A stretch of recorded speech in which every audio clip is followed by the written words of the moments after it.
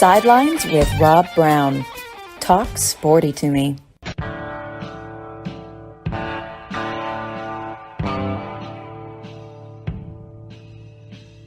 Hi, Rob Browne here with you on this Friday.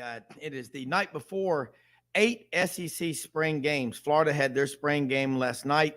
Gators won, but we'll talk about all these games coming up. We have a great show in line today. Mark Hamm, Rocky Top Tennessee Tailgate Report, checks in from Knoxville, and their spring game is tomorrow. Joe Milton III looks to be the guy taking over for Hendon Hooker, and I'm going to talk with Mark about it. Hendon Hooker tore his ACL in the South Carolina game, I guess that was the 11th game of the season. Joe Milton took over from there, and the Vols won both games, Vanderbilt, and also beat Clemson in the bowl game. Dave Tompkins checks in from the Low Country, Beaufort, South Carolina, talking some SEC football, baseball, some Kentucky Derby. He being the former chairman of Churchill Downs up in Louisville. No, my apologies. Up in Louisville. Hour number 2, Bo Carter checks in from Dallas. Talking with him, of course, a great writer for the National Football Foundation, also Baseball Writers of America. And William Halliday, the intern, will check in with us in hour number 2. What's he writing about? I think he's starting to learn a lot from these great writers and media professionals that we have on here. And remember, we do 6 shows a week, 25 a month on average, maybe a little more, 50 hours of content every month. There's a lot we cover. 6 days a week, man. We do it. Follow us on Twitter at @sidelines_live. Let's go ahead and get started. I want to go straight to it to Mark Hamm. And Mark, you are wearing your big Tennessee pullover. Look like you're rather comfortable on this great Friday, the day before the orange and white game. You know, I think they're starting to get some momentum from coaches. Hugh Freeze talks about it, but I go back 43 years ago. Doug Barfield at Auburn in the spring of 1980 said, why can't we start playing spring games against opponents, especially that we don't play every year? Back then, remember the old 10 game, the old 10-team Southeastern Conference. And Auburn he said, why can't Auburn play Kentucky or LSU or Ole Miss? I like that idea. It changes things up, but really it's the in-state, play Troy, Alabama play UAB or Alabama State. Would you be in favor of that for Tennessee just in terms of an interest standpoint? And do you think the players might play with a little added kick and a little added focus? Yeah, I mean, I think so. I mean, you're practicing against yourself for, months and during the spring and, that kind of thing. So I think it gives you a little idea of where you are. I mean, I think, they've kind of done that in basketball. My understanding is that Tennessee in basketball played, a couple different people early in the season. And they were just some practice games. So I think it's good. You get to play against someone else. I guess the only issue is, did somebody get hurt? But I mean, you could have that in regular, the regular games. So I think it's good. I don't know if they have fans that come but the only issue is if you get beat by someone that's, and even though it's practice and you're trying to get everybody in the field, I think it's, hey, MTSU beat Tennessee, kind of thing. And, you don't really want that. You want it just to be an intramural game and you want the young people to play, Well, see, that's exactly it. What if Middle Tennessee State did beat Tennessee? That would get that's what I'm saying. I think the players would come in with an added level of focus. The other thing is you have to keep the quarterbacks off limits, like they do in practice. Right. There'd still be some elements of a traditional spring game, but I think it'd be good for fan interest. And a lot of times you go out there and they're just there's nothing even worth watching. And I know last weekend it was nasty weather, all in the South, raining. It was cold. It's just and a lot of the games were shortened for that very purpose. Let's talk about Tennessee. The Vols last year end up 11-2. They lost the South Carolina game on the road badly late. But the Georgia game, when they were number one, what made the South Carolina loss more painful was Tennessee was about to get back in to the college football playoff. I think they would have been in there because Vanderbilt wasn't going to beat them. And then they go and they beat Clemson. And I think Clemson, they're different. There's something 28-14. They beat the ACC champ in the Orange Bowl. Tennessee, a lot of those guys are gone. Well, let's talk about who's coming back and the progress they made in year 2 under Josh Heupel. Yeah, I mean, we lost, Hendon Hooker. We've lost our, wide receivers. I mean, there's a lot of talent on the offensive side that you lose. But I think, to be a good team, and to compete like what Alabama's done and what Georgia's done, is you just have to reload. And, he's still only 2 years in, but I think, with the recruiting classes and the transfer portal, I think it's allowed him to do that. And I think, Milton obviously had a great game against Clemson. And I think with our wide receivers, and we got a kid that came in from Oregon that transferred in. So, I think you just got to reload. And to compete in the SEC, you have to. And I think he's starting to get to that point now that he's, recruiting. And then you've got, Nico, the freshman, that quarterback that's coming in, that's probably going to push Joe. I think Joe will be the starter. But you just got to reload if you're going to compete in the SEC. You can't just have one great year, then everybody leaves, and then you fall off the cliff again. You just got to reload and keep rolling. Yeah, and everybody in the league is bringing in players via the portal. I still think 45% or more of the guys that go in the portal don't get picked up. Guys have always transferred schools. They're always going to leave. That's nothing new. The only difference in the portal is there's more visibility. You can go to a website every day, every hour of every day, and check it, like the crawl at the bottom of the TV screen. And, sometimes guys need a change of venue. They're at a place. And guys have, again, been transferring since the beginning of college football. Troy Aikman, remember him at Oklahoma? He don't want to run the wishbone. He's the passing quarterback. He transferred. He's an Oklahoma kid from Henrietta, Oklahoma, transferred to UCLA. So not the end of the world. Joe Milton, the 3rd, 4th, and 5th. He's a big guy, about 6'7". Started at Michigan, first 7 games, transferred to Tennessee, started a few games, then Hendon Hooker took over. In the time he was a backup, it looks to me, and you got a better idea than I do, but it looks to me like he embraced that and used that as a learning experience. And Josh Heupel is an elite quarterback coach. He's underrated because he kind of looks like Bobby from King of the Hill, but he's one of the smartest coaches, he's one of the best program builders. I am a huge fan of what he's doing at Tennessee. And I kept telling people, and you are as hardcore as it gets. 10 season tickets, gigantic, 300 people at the tailgate, incredible brisket. You've been going regardless. You don't just show up when the wind's at your back. You spent a lot of time out there, running hill repeats into a headwind coming off the Tennessee River. I know. I know a lot about how hardcore you are. Your son's working with the program now. Why is it that it took Tennessee so long to get the right guy? Because the fans have always backed that program. They have one of the most loyal fan bases in every sport there are in college football. Well, I think you go back to so if we go back to Philip Fulmer, when he left, then you bring in Kiffin for a year, and then he leaves us, high and dry like in February, and who wants to come at that point in the middle of recruiting? So I think we had to settle at that point. And I think we had to settle with Dooley. And 3-star Dooley, as we called him, because that's about all he could recruit, and he wasn't a big recruiter. So that was the beginning of the downfall. And he was terrible. And then Butch Jones comes in, and Butch had a couple of years. People don't realize he went 9-4 a couple of years. We beat Georgia. We had some big wins. He was, a lot of people give Butch a hard time.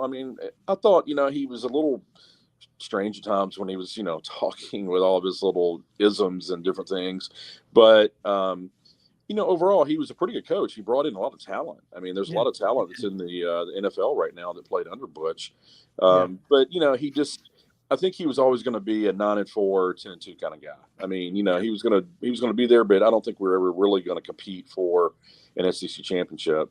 So, he leaves, and then, here comes, our next guy, Mr. Asparagus. And, he was a complete, I mean, he did okay. And, he had one good year, and then it was awful. So I think a lot of it was, we had the facilities, we had the people. I don't think we had the administration initially that was really backing football. Early on, I think it was just kind of like, let's just get somebody in here. Let's focus more on the school and changing everything, which they've done. But you've got to have somebody that's going to really want the right football person. And to be honest with you, when Danny White came in, and then we got Heupel, we kind of raised our eyebrows because they were together at USF. Yeah. And so we were, and I think, a lot of people at that point were like, is Tennessee really a good job? Because but this is before the transfer portal, you had to recruit really well. You don't get a lot of 5-stars out of Tennessee. I mean, you get some. You certainly get more out of Nashville. You get some out of Memphis. Very few in East Tennessee. And so you really got to recruit hard. You got to recruit Georgia. You got to recruit Florida, and Florida and Georgia get the pick of who they want. So it was difficult. And I think, the transfer portal has helped. But I think Tennessee is a good job now. I think people realize it's a good job again. There for a while, I think people looked at it like, I've got to play Alabama, I got to play Florida, and I got to play Georgia every year. And I've got to be able to recruit against them, and I've got to beat them, or I'm going to be out of a job in 4 or 5 years. So you got to be willing to, make it happen. Yeah. And Tennessee didn't get any breaks on the schedule. It used to be the Tennessee coach, you were judged by how you did against Alabama, how you did against Auburn. And then when they brought Florida on board, and you weren't playing them every year, you weren't playing Georgia every year. You had a great rivalry with Ole Miss, which I would love to see them resume that rivalry. But Mark, I'm going to disagree with you. I think the Tennessee job's a great job. No, today it is. I think today it is. Yeah. But I've always felt like it is, growing up in Memphis and being in that rivalry for so long against Tennessee, that facilities wise, money wise, fans, all that, that's one of those jobs that we need Tennessee successful for the good of college football overall. And if you talk to Auburn fans, Alabama fans, longtime fans, they'll tell you hands down, there's no better road trip than Knoxville. I mean, so many times coming in on a Saturday, I'll have friends tailgating down on the Tennessee River early in the morning, the Vol Navy, the sun coming up. It's a magic atmosphere. And it has a fan base. Tennessee's the 9th winningest program in the history of college football. From 1936 to 2004, they only had 7 losing seasons. But it was 2005 until right now, they had that period where there were 9 losing seasons out of 16 years. That ain't going to happen under Josh Heupel. That first year, that disaster against Purdue in the Music City Bowl, Tennessee should have won that game, but I think the floor for Tennessee is going to be 9 games. I think that's a floor. And last year, did you, and I know you're going to be honest with me because I know what you do for a living and you have to be honest, did you see that South Carolina bushwhacking coming? I mean, I did not.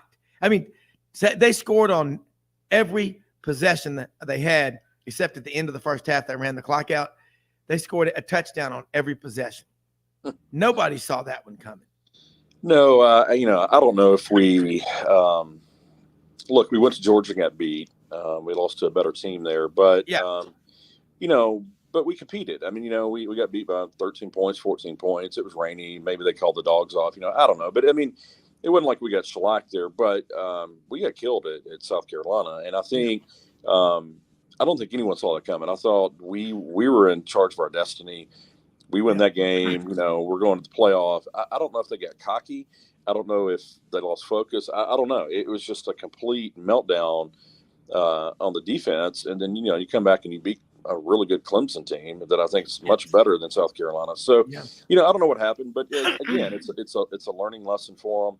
I think it makes them hungry again. I think Heupel realizes, look, he missed going to the playoff by, that loss. So it was, it's going to be a revenge game back in Knoxville this year, I guess, but we'll see. Well, the other big mistake people make, I think, is they go and they look at the schedule in April, May, in the summer. I mean, I don't think that's smart, because every week the way you play positions you and sets you up for how you're going to perform the next week. If you get beat and you're walking off the field, Audrey always talks about body language, being a psychology major. If you got guys hanging their heads down after a loss, walking off all dejected, that's going to carry into the locker room. It's going to carry into practice. Mm-hmm. I think what Josh Heupel's brilliance is he's able to keep those guys upbeat. And, they lose people. He can get on the phone and bring in top-notch assistants. The secret weapon, one of them is Rodney Garner's defensive line. That is so important to have a pass rush. And Rodney Garner is also an elite level recruiter. It's his second tour of duty in Knoxville. And you look at the defense, if you can hold teams to 24 points a game or less, you can win every game you play. When you have an offense like Tennessee does, they're a threat to score every play. Only problem is some of those drives are so quick, it puts pressure on the defense. Let's take a quick commercial break and want to come back, talk more about defense. And you got to have it, but it's got to be just good enough. It doesn't have to be elite. It's got to be just good enough to win a national championship. More with Mark Hamm, Rocky Top Tennessee Tailgate Report after this.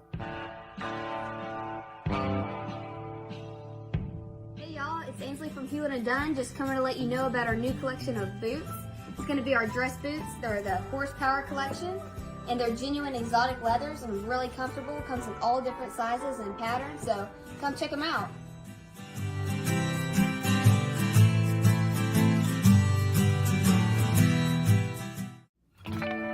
Hi, I'm Eleanor Maynard, a fourth-generation residential broker with Hobbs & Realtors. Inventory is still a record low in Memphis, and the demand for more supply is continuing to spread across the Mid-South. Rates are starting to stabilize, which means the number of buyers is picking up daily. If you are interested in taking advantage of today's market, please give me, Eleanor Maynard, your Sidelines Live residential specialist, a call today, and let's discuss your needs. 901-761-1622 or directly on my mobile, 901-219-1905. That's 219-1905. Red River Ford and Toyota, located in Wynne, Arkansas. If you're in the market for a new or used car, truck, or SUV, call, go online, or drop by and see them. Located 45 minutes from Memphis, go off the 4-City exit on I-40 and go north about 15 minutes on Highway 1. Easy to work with and still believe in customer service. If you live out of town, they will deliver your vehicle to you.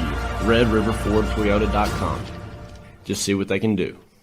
Strengthen your seed zone this spring with quality tillage equipment from House Industries. Located in Cherry Valley, Arkansas, House Industries specializes in manufacturing superior equipment that will minimize your downtime and keep you working in the field. To ensure the highest quality control, all design, fabrication, and testing takes place in a 99,000 square foot manufacturing facility located right here in the heart of the Delta.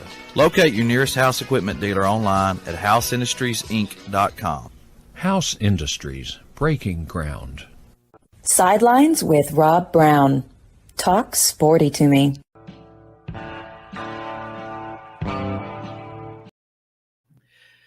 Mark Hamm with us, Rocky Top Tennessee Tailgate Report. And Mark, during the break, I pulled out one of my favorite books. I'll show it to you here. SEC Football's Greatest Games. And I wanted to just see if you remember this. You probably do. You all remember 2001, David Green and Georgia were up in Knoxville against Tennessee. And the famous, we just stepped on their face with a hobnail boot.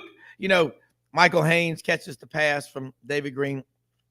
know what they call the 2016? The Dobbs nail boot. I still think Josh Dobbs, that's one of the best stories. And it was Juwan Jennings made that catch, but it was right after Eason had thrown like a 70-yarder and Georgia caught it. I don't ever recall seeing that happen in a game, because I just want to go back to this moment in history, because that was a 9-win Tennessee team. They were good, but they weren't going to be elite, I guess, as you say. But damn, that was one of the most incredible games. And Josh Dobbs still in the NFL. Mm-hmm. And so is Juwan Jennings. Juwan Jennings starts for the San Francisco 49ers. Dobbs had a great couple of games with the Titans, and I think he just signed with the Cleveland Browns. So, so you got to give Butch Jones a little bit of credit there with some of those players. But, yeah, I mean, I remember watching that. We were winning, and then they throw that pass and, right in the end zone. And I don't know, I think there's probably only like 20 seconds left, if that, on the clock at that point. Yeah. And you're just kind of like, I mean, this is awful, especially at Georgia. Yeah. And then, they come back and they throw the pass and Juwan Jennings, but to see the look on their faces was pretty amazing. To see that after we scored. But look, I think it was incredible play for sure. Yeah, it really was. And you go back, another thing about Tennessee, you remember the 1988 season? They started off 0-5, 0-6, believe it or not. Lost to Army in Knoxville. I remember where I was. I was in Nashville when they lost that day, and it caught everybody by surprise. It was a complete shock. But Tennessee then won, I think, the last 5 or 6 games in a row of that season. And then 89, 90, 91. Some great years for Tennessee. So a lot of times, and I say this being in the financial markets for so long, it's always darkest before dawn. And I think it took Tennessee when Lane Kiffin was announced as the head coach. I remember it was December of 2008 when they brought in Lane Kiffin. And I was at our Duck Club at the time over in Cache, Arkansas, and a lot of Tennessee fans in our club. And I said, that'll be the first of many hires to replace Big Phil. It's just hard to replace someone that has a track record like that. At the same time, I think we've learned we got to be very careful about a coach that successful still being involved. Josh Heupel seems like he is completely in control of Tennessee football. He's got Danny White, and his brother Kevin is also an AD, and their father was an AD, recently retired at Duke. It's amazing, but I can't recall a period of time where there is so much stability on the Hill in Knoxville. Hell, I think they're giving away free sandwiches at Gus's on the Strip today. I don't know, or death dogs at the Pilot up there. You know what I'm talking about? Oh yeah. You got to. I mean, I love Knoxville. I've been to so many great games up there, and Josh Heupel, he's from South Dakota. He was runner-up for the Heisman, won a national championship. Mm-hmm. Mike Leach was his coach. Bob Stoops was the head coach. Mike Leach coached him on offense. Do Tennessee fans fully appreciate Josh Heupel? Yeah, I think they do now. I think, again, it kind of raised our eyebrows that, for me personally, look, I know he did some great things. It's a good pedigree. He was at Missouri, when he had Drew Lock. Yeah. They put up a lot of numbers, everywhere he's been. But, USF, they're a great team, but, playing a different, conference. So, but, who do you hire? It's not like you're going to hire somebody from the SEC to come in. So I think, I looked at it like, okay, Danny, you got your guy that you just had down there. I mean, is this because we can't find anybody else? I kind of felt like, in a way, it was almost like a late in the season. Is this a Derek Dooley move? Like, we couldn't get anybody else, and Danny's going to just go with the guy that he knows, right? And of course, he's going to take the job to come to Tennessee. So I was a little nervous, that it was going to be just another hire, and we couldn't get anybody to come up here that late in the season. And year one he did great. Year two he did fantastic, and I think he really is an offensive mind. I mean, he really is, and I think what he did at USF is showing what he was able to do. And look, I keep forgetting about the whole Mike Leach connection, but Mike Leach was a genius on offense. So I think he learned a lot from him, and he's put in, a lot of things. And I think now Hendon Hooker's getting, a little bit of a rub from saying, hey, the offense is an easy offense. And I'm like, okay, how's it an easy offense? Okay, we were playing against Georgia, and we didn't do great, but it was in the rain, whatever. But, we put up, I don't know, 40, 50, 60 points in Alabama. I'm sorry, I remember it's 52-49. 52-49. Yeah. The knuckleball kick. But, everybody they got on their team is an NFL player. So, look, I mean, I think the offense is the offense. I think he's just a different kind of coach. As a matter of fact, I saw that the NFL has decided they're going to try to use, some of Heupel's offense with some of the things they're doing, and running quick. So no, I think it's legit, and I think we'll see this year. If he can reload and do it again. But again, you've got Florida, you got Alabama, you got Georgia. I mean, you gotta get through all those folks every year.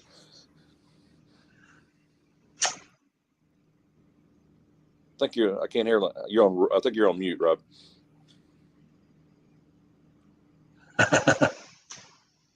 Hey, Rob, you're on. I think you're on mute.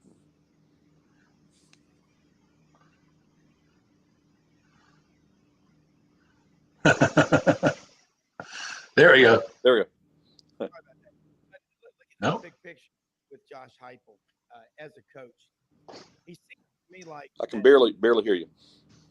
In complete control of what's going on up there at Tennessee. It's Dave Tompkins joining us now. Mark, he is a native, big Alabama fan, graduated from West Point, and Awesome.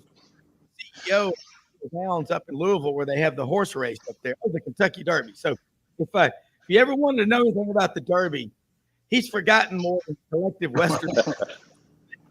Quite an entrepreneur in business, living over in Beaufort, South Carolina, and what they call the Low Country. Dave, by the way, do you like Low Country stew? Absolutely. Immediate love. Just love everything about living here. Where I grew, like Rob mentioned, I grew up in Birmingham. Spent most of I served and then spent most of my adult life out on the West Coast. I got my MBA from Stanford and out there. So big Stanford Cardinal fan. But back to the point that was being made, the SEC and college football needs a contending Tennessee team. The years that it was not contending, the loss was football. And so I of course hated the 52-49 result, but I was very happy for the Tennessee fans. One of my best friends is a Tennessee fan. I love going to Knoxville. I think that's in my opinion, it's the best college football atmosphere, in the SEC.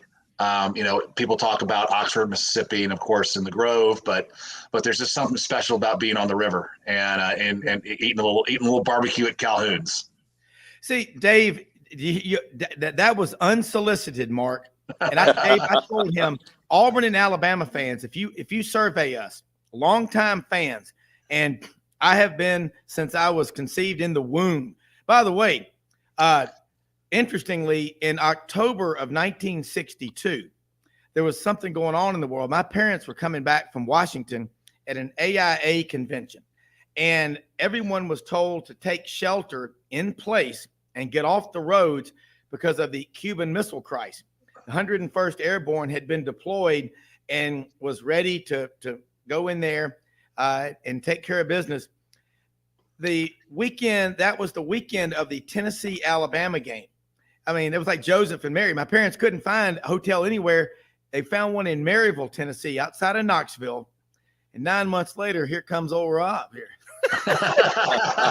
I am tied into college football, man. But that was unsolicited, Mark. I told you Auburn and Alabama fans, and I think about my friends like Uncle Charlie, and I have so many Tennessee fans. I got a wife that's evolved for life, but both of us will tell you that is the ultimate road trip for Auburn and Alabama fans. For sure. And when we cut that rivalry off in 91 to go to the new SEC, I remember being in Knoxville. We were all wandering around going, crap. I mean, they're really getting divorced. I mean, we were sad. And Tennessee beat us that night. Carl Pickens had a big night. They beat us 30-21. I remember it quite well. And then all the Eric Ramsey stuff started coming out like the very next week. It was a rough time for us, but I got to say, I was in Knoxville, Dave, with Mark and Audrey. He has 10 season tickets to Tennessee games up there, the largest tailgate up there. Wow. And Roman Harper from SEC Network, Prattville, Alabama native, who played at Alabama for the Panthers and for the Saints. We had the best time up there. Tons of Bama fans up there, but I'm getting wound up. I've been eating an energy bar, but Knoxville. Yeah, it's a lot of fun. I mean, it's a lot of fun. We had a good time when you guys came up, and Roman came by the tailgate, and we fed him some good brisket, and what a great guy he is, But Rob, a couple of things. One, it is spelled Maryville, but if you live in Knoxville, it's called Merville. So, Merville. So like most of the natives in East Tennessee call it Merville.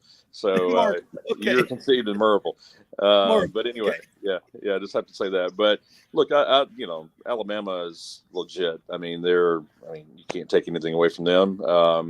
And look, we got lucky. I'm going turkey hunting here in a couple of weeks with Brent Feathers and Tom Rainey, and there's a guy that I haven't met that is a huge Alabama fan, I guess, and he's graduated from there. So we've been on this text stream. And so the other day we were texting, and I said, what's the weather going to be out in Montana? We're turkey hunting. And I said, I guess it's going to be anywhere between 52 and 49. Oh God! We've just been wearing. So you got 3 Tennessee guys, you got him, and he's taking all the jokes. So anyway, like I can assure you, you're going out there to kill a Miriam's turkey out there in Montana.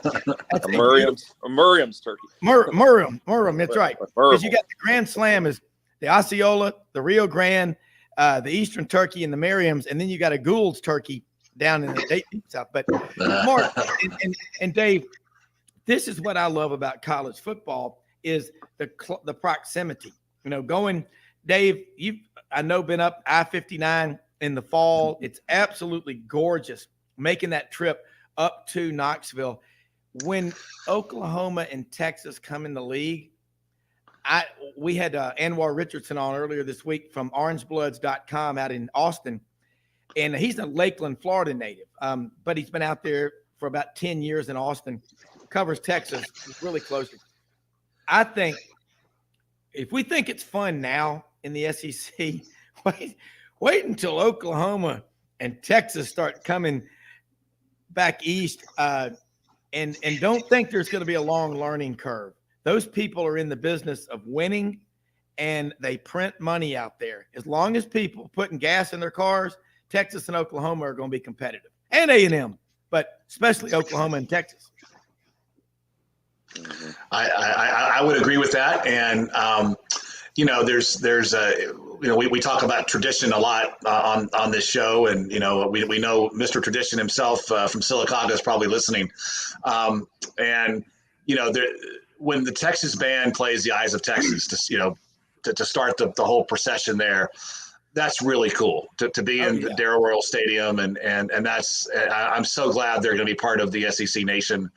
And you're right. They've got plenty of money to spend. They've got a coach that knows the SEC, that's got kind of an axe to grind, I think, and can't wait for his first signature win against Alabama, or probably, and almost had it last year were it not for Bryce Young's heroics on that last drive. So it's going to be so much fun. Yeah, and it will be, and that's the thing about it. When I look at the SEC, and I just got a text on here, Mark, from Dr. Waller May, the May Veterinary Clinic in Tuscaloosa and Northport since 1964. He was there, of course, eating your brisket. He said, damn good brisket.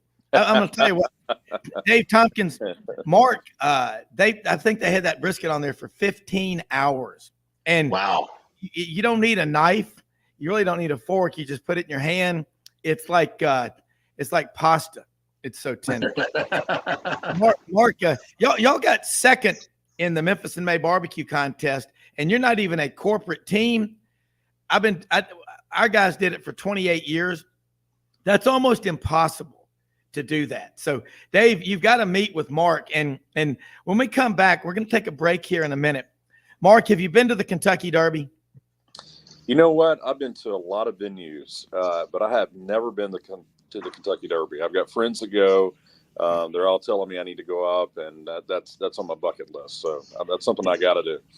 Yeah, because it seems to me like it's because I know so many people that go, and a lot of them go every year, and it's SEC football. It is just a traditional venue with so many people. And I love talking with Dave about, can these horses have panic attacks? Do they have anxiety when they're walking to the line?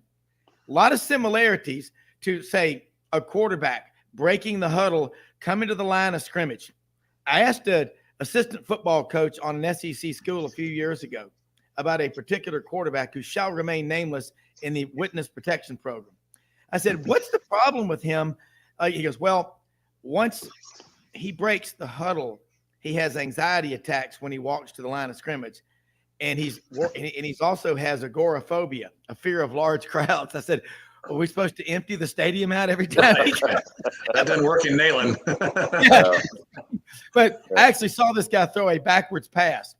He shall remain nameless, but y'all people know who he is. We'll be right back. Dave Tompkins and Mark Hamm talking SEC football, Kentucky Derby on this Friday, the night before 8 SEC spring games, right after this.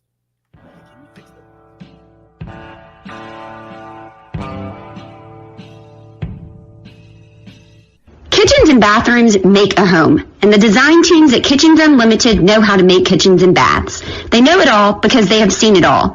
Kitchens Unlimited has been designing and remodeling the Mid-South's kitchens and baths for over 50 years. Check out their showroom at 3550 Summer Avenue or visit them on the web at kitchensunlimited.net. If you have a crash, dent or ding, go to G.E. Patterson and BBG for Tom Martin's Body Shop. Come on down to Hewlett & Dunn Boot and Clothing Company, located on Historical Square in Collierville, Tennessee. Hewlett & Dunn is the second largest Filson dealer in the Southeast, stocked with Southern brands you know and trust. And a new inventory arriving all the time. Do yourself or someone you know and love a favor and visit this store. Open Monday through Saturday, 10 a.m. to 5 p.m. Red River Ford and Toyota, located in Wynne, Arkansas.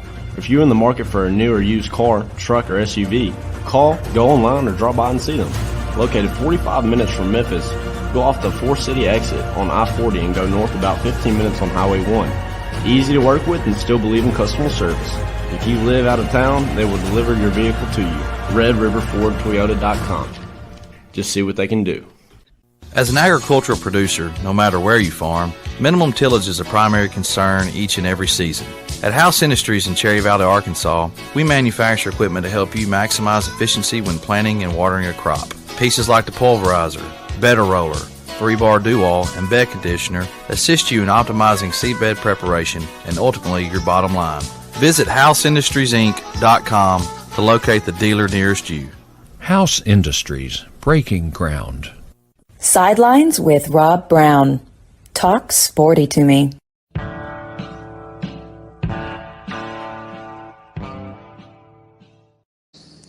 right, Rob Browne back here with this distinguished panel of literary scholars, very smart people. By the way, I want to go into the Kentucky Derby now with Dave.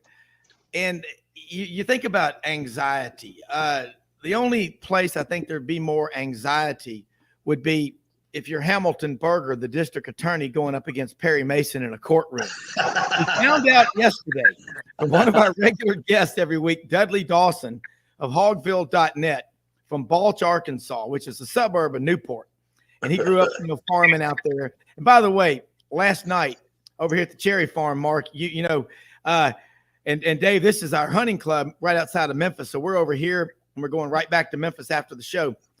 Right at 11:57 p.m. Central, the last big tractor came in. They are planting right now. It ain't no 8 to 5 world over here. I mean, and most of the guys doing this are South Africans. They bring over here. Absolutely unbelievable. And Chad House, one of our sponsors, you just heard, ECS House Industries, the Better Roller, the Pulverizer, all the great equipment that they sell. And also they sell the aerators for the catfish farms. So if you like catfish, show some love and support ECS House Industries. But let's talk about the Kentucky Derby, Dave. It's getting close. It's just one of those iconic bucket list events. So many people will say, even the Queen of England has been there. I don't know if Ernest T. Bass ever went, but just give me a list of some of what is it like with all the celebrities coming up there? I mean, over the years, I cannot imagine the request for tickets from celebrities like Mark Hamm or whoever. Well, first off, anyone that can cite, Hamilton Burger, Private Snowball, Private Cowboy had to have been conceived during the Cuban Missile Crisis. A lot was explained with that story about when you. we now know the answer.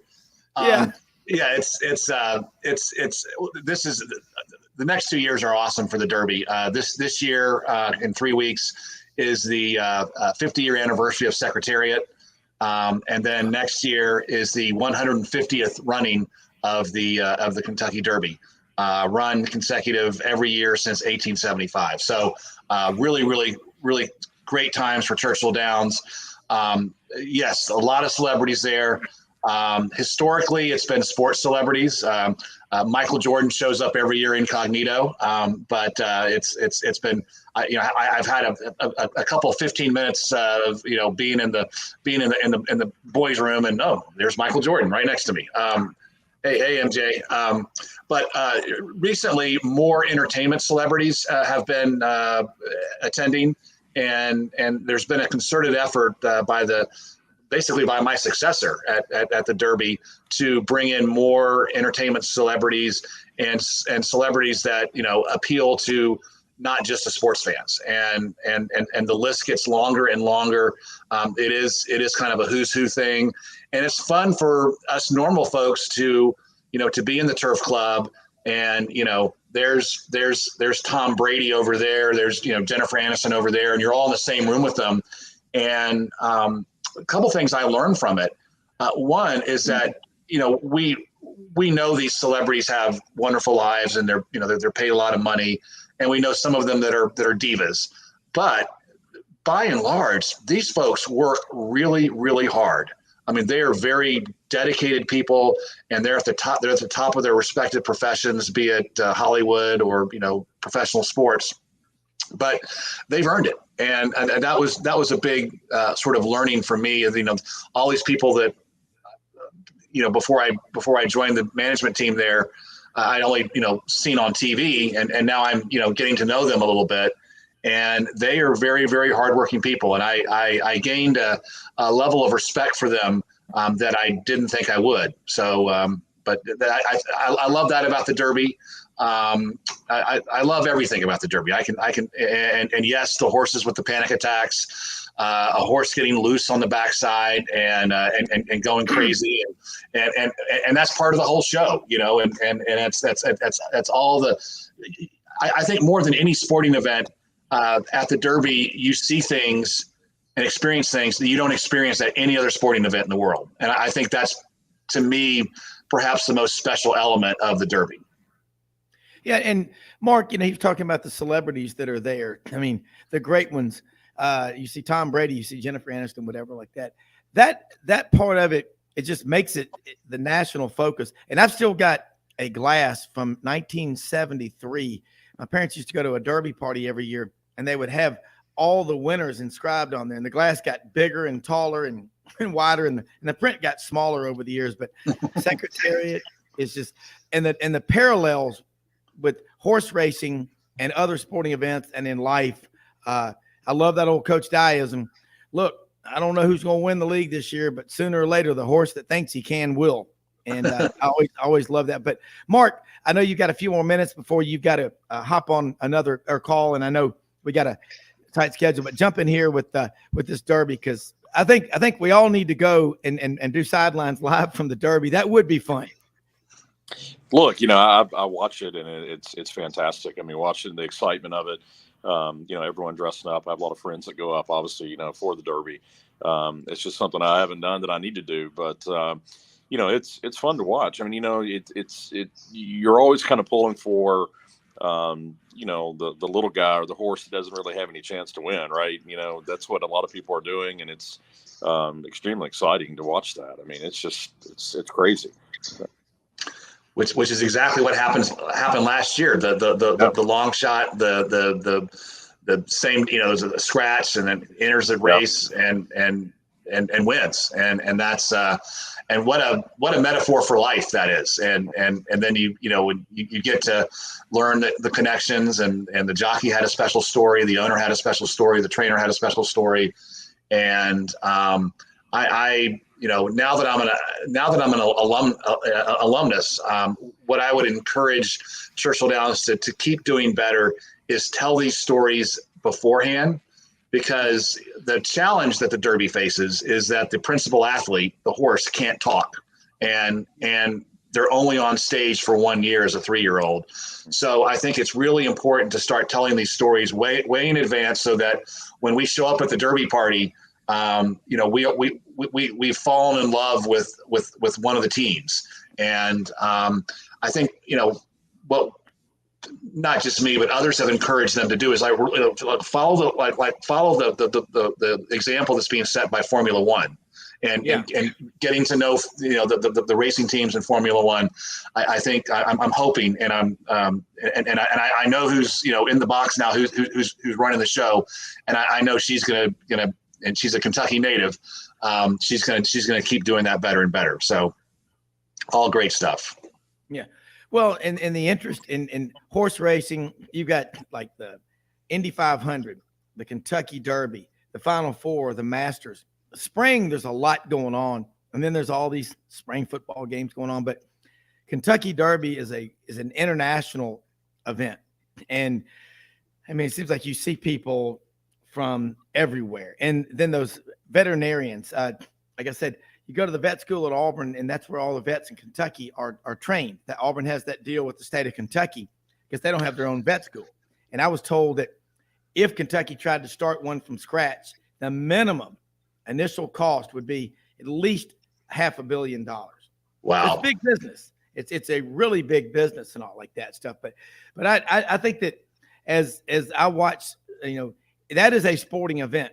It's like, and you talk about the participants cannot talk. Never thought about that. I guess Mr. Ed never ran. The international thing is really important, and that's something that's really happened over the last 10 years or so. There'll likely be a horse in the field from the UK, one from Dubai. The Sheikhs there every year. Increasingly, numbers of horses from Japan are there that run, and like when Hideki Matsuyama won the Masters, I think that was a really big thing for the Masters, and it was so fun on the telecast on Sunday when Jim Nance would cut to the team from Radio Tokyo calling the action, and I can't wait for the first race call in Japanese, and that's going to be a very cool YouTube TikTok moment, but it's only going to grow the brand and grow the sport, and nothing makes me prouder when as the Derby gets bigger. Oh yeah, I mean, I've actually been in the press box when the Japanese reporters are covering American college football. Ironically, I think it was September 10th, 1982, Bo Jackson's first game at Auburn. I'll never forget the reaction of Bo Jackson scoring a touchdown. The ball was thrown behind his back. He had to reach behind and grab it and scored a touchdown. He ran over a couple of people, and they were like, and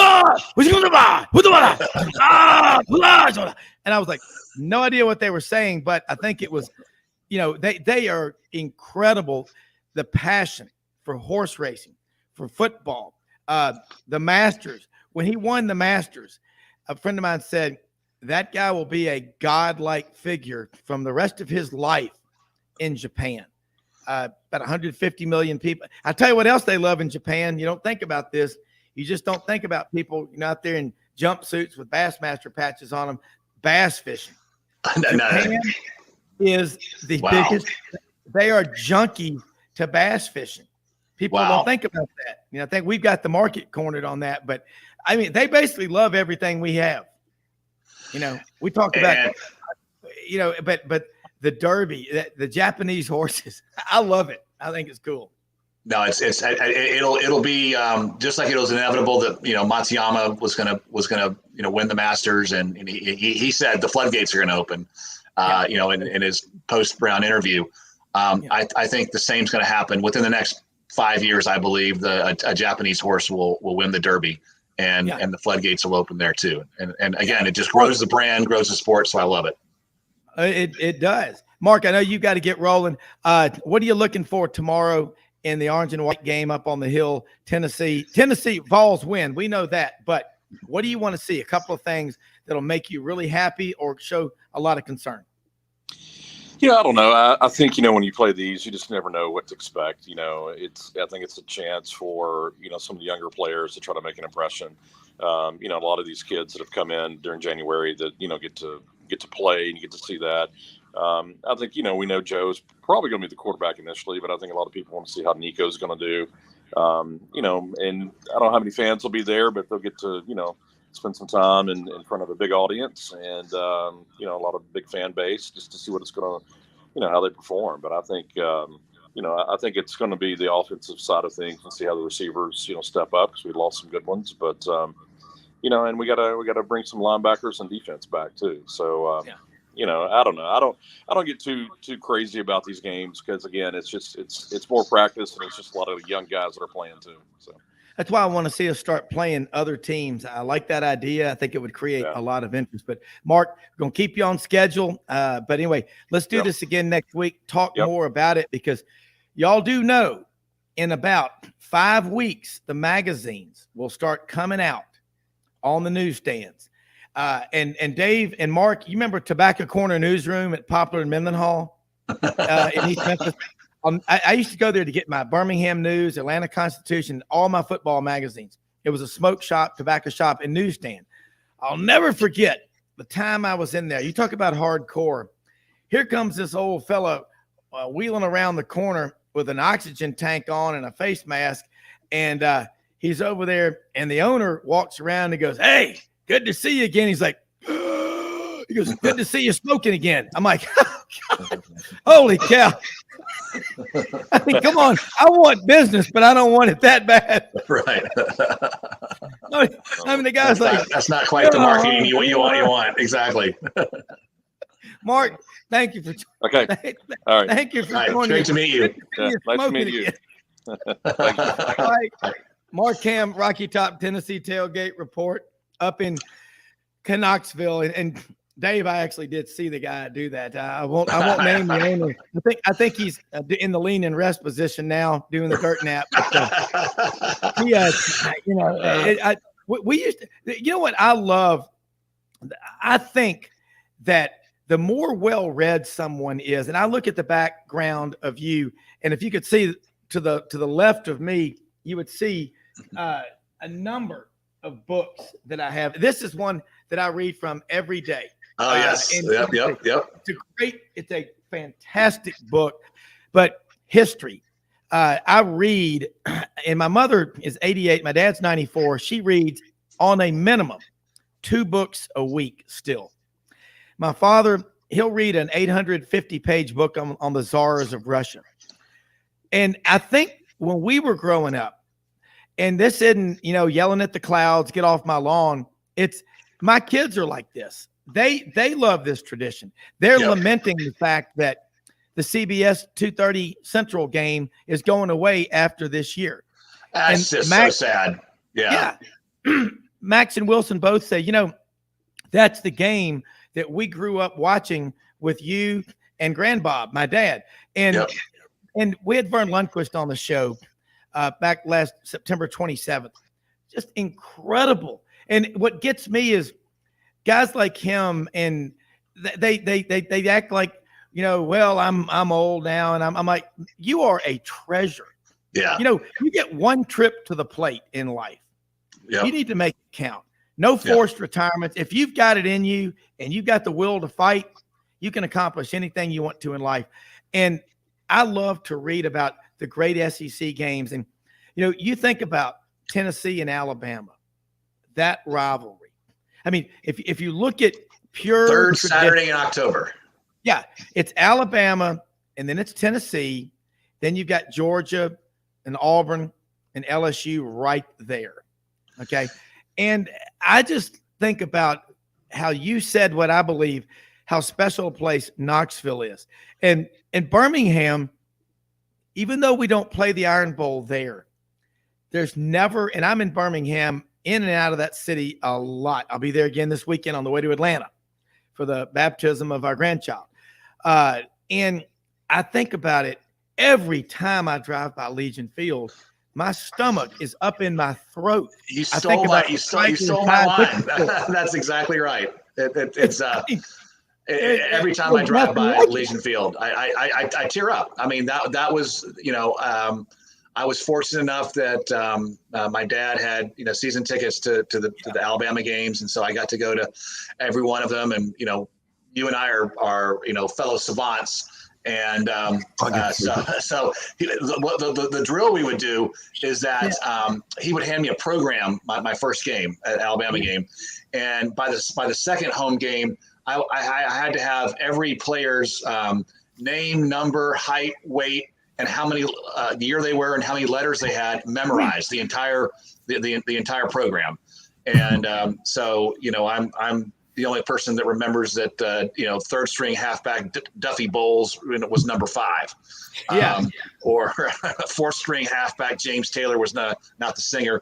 The running back was number 27. Ellis Beck was 35. And I could bore the audience for the next 2 years with such mindless minutia like that. But it was part of my tradition, and I think about it every time I drive by Legion Field. Yeah, and as an Auburn man, I'm glad we played the Iron Bowl there, but also, I know there was a lot of reasons why they moved it. And look at Tuscaloosa, look at the stadium at Bryant-Denny now. This is Bo Carter on the right, Dave. Bo is from Sheffield, Alabama. I think you were on with him last week. At Mississippi State and in the Southwest Conference, the Big 12, but a writer for the National Football Foundation, also Baseball Writers of America. I love asking him. His recall is. Let's see. We've got 3 savants right here in a row. I love this. By the way, this just came in from our good friend Dave Cody, 36 years at Channel 7 sports anchor in Austin, Texas. Ruben Pizarro, who anchors the Spanish broadcast of Texas Longhorn football games, called QB Colt McCoy Le Pistolas, the pistol, the gun. Can you imagine that? He goes, La Le Pistolas, put down Texas. You got to love it. What? Okay, we're going to take a quick break. Mildred here telling me we got to take a quick break on the sands through the hourglass. It goes by fast. We're going to be right back after this because I've got some questions for Bo, for Dave, and you're going to love these answers. I hope they give the answers. Bye.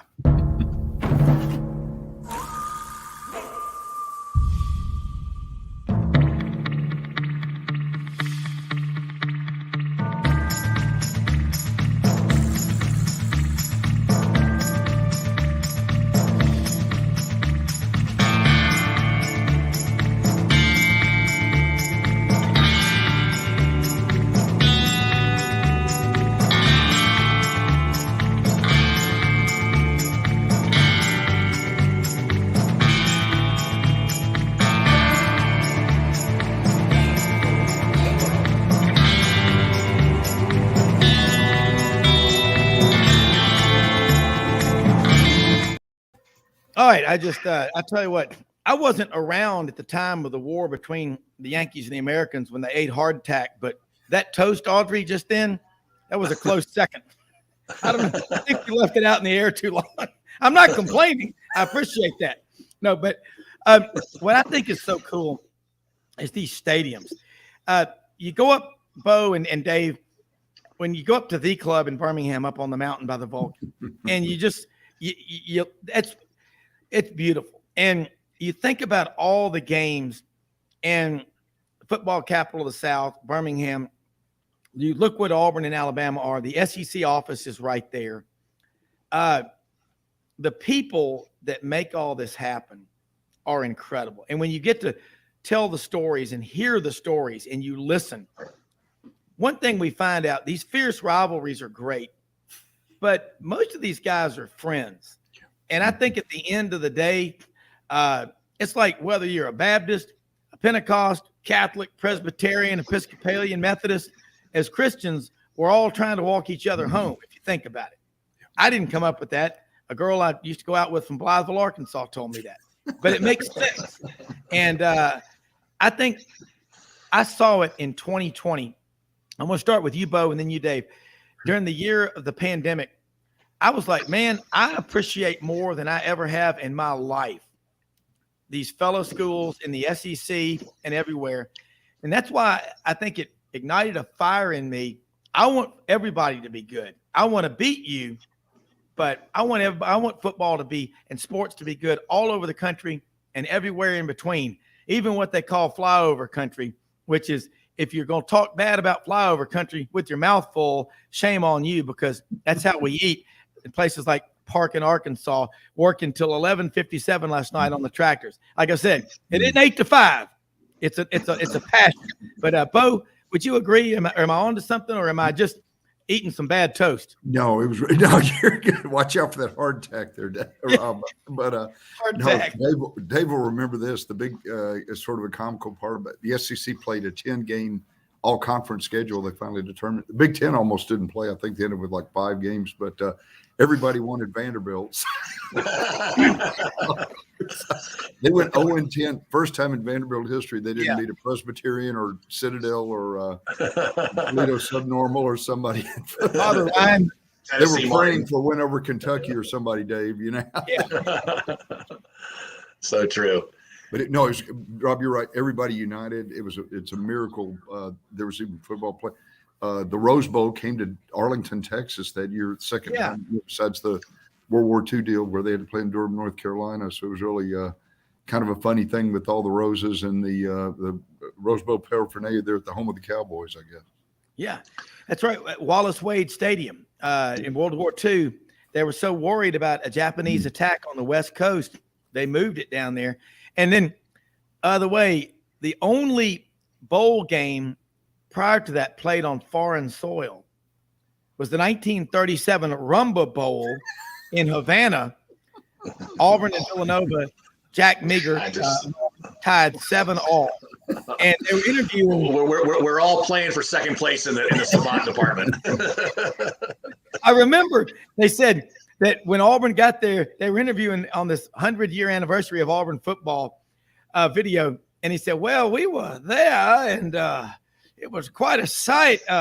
Batista, the dictator, came out there on horseback and all these soldiers and guns and swords and everything. And we just a bunch of old boys from Alabama coming to play some damn football. I mean, but I think the Rumba Bowl, that was the only Rumba Bowl, wasn't it, Dave?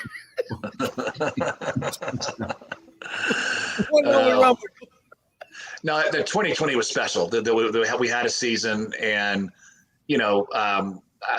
I think the three of us and so many of your listeners. I mean, our in the fall, our lives revolve around. I'm on East Coast time, 3:30 on Saturday, and to hear that music, you hear this CBS music, and I'm gonna miss that music. And I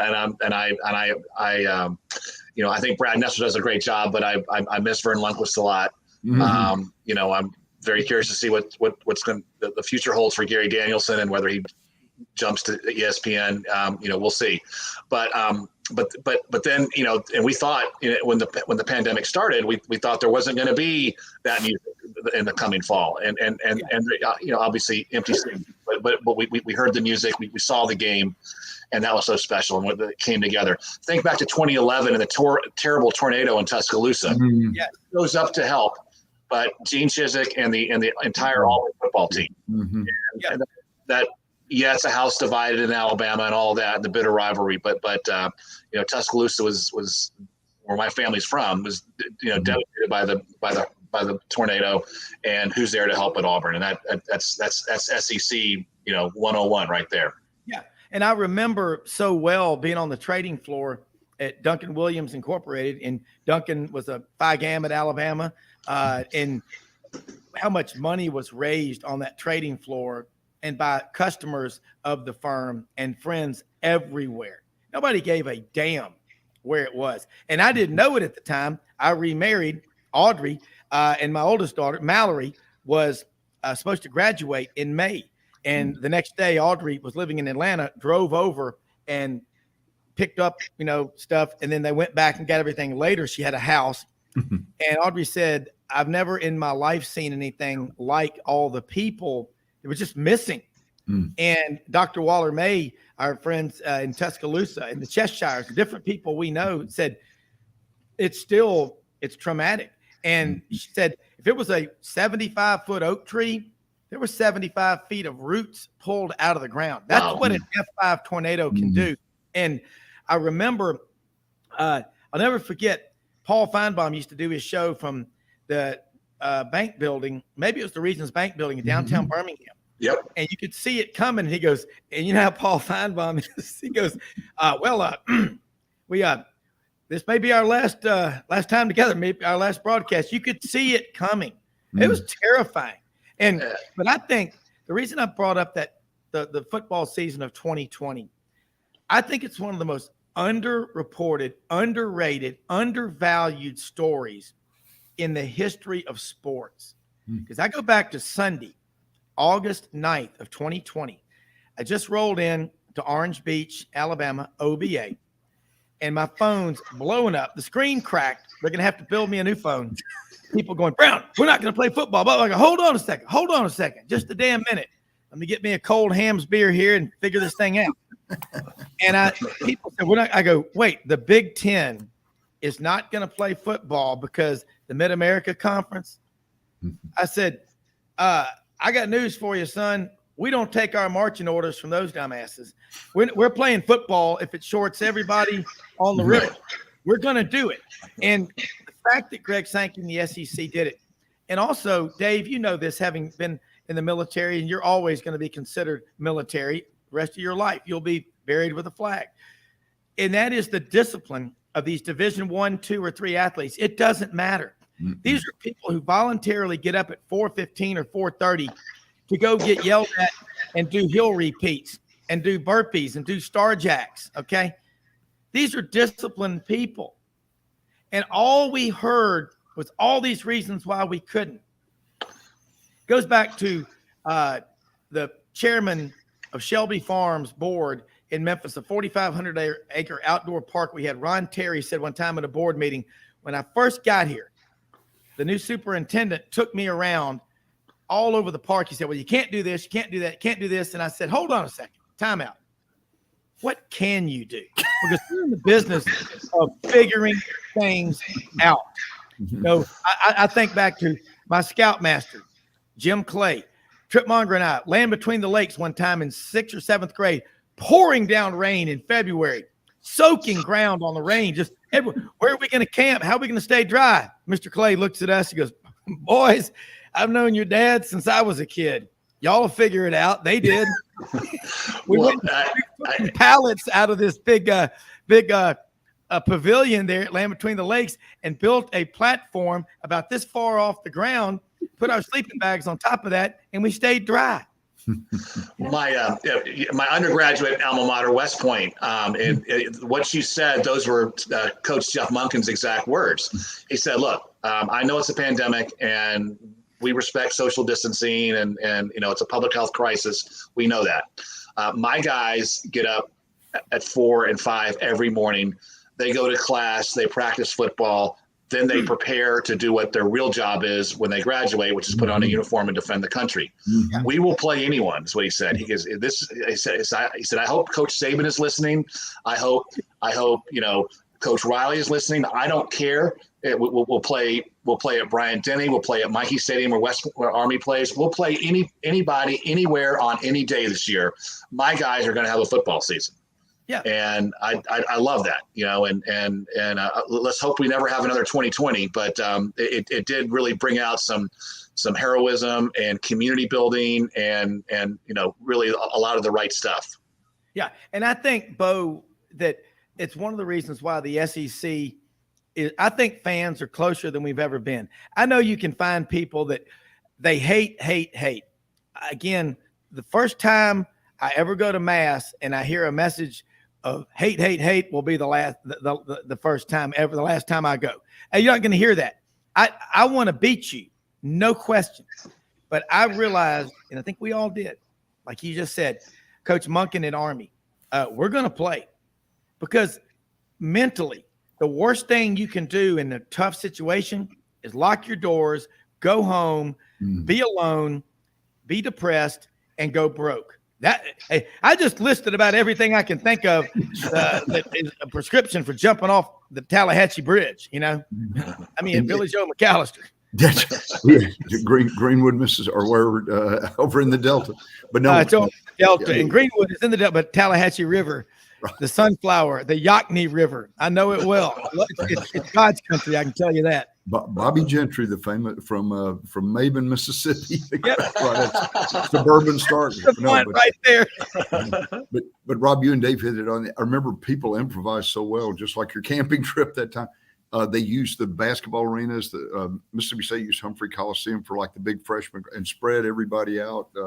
Dave probably saw pictures of this. Auburn used the arenas, Alabama, and 6-8 feet distancing. The professor was on a platform, speaking over the PA system. And I mean, a lot of real weird deal again. Sort of refer to Vanderbilt. Vanderbilt had never had online classes or correspondence courses, and they shifted gears really quickly.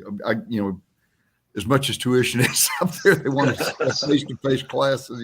I'm paying for this, but they shifted out, and professors, even some of the old 70 and 80 guys, tenured professors, adapted. So it's just it really, like Dave said, and thank you again, Dave, for your service. It showed the adaptability of America. People, you can-do attitude. Yep. Well, that song by Alabama.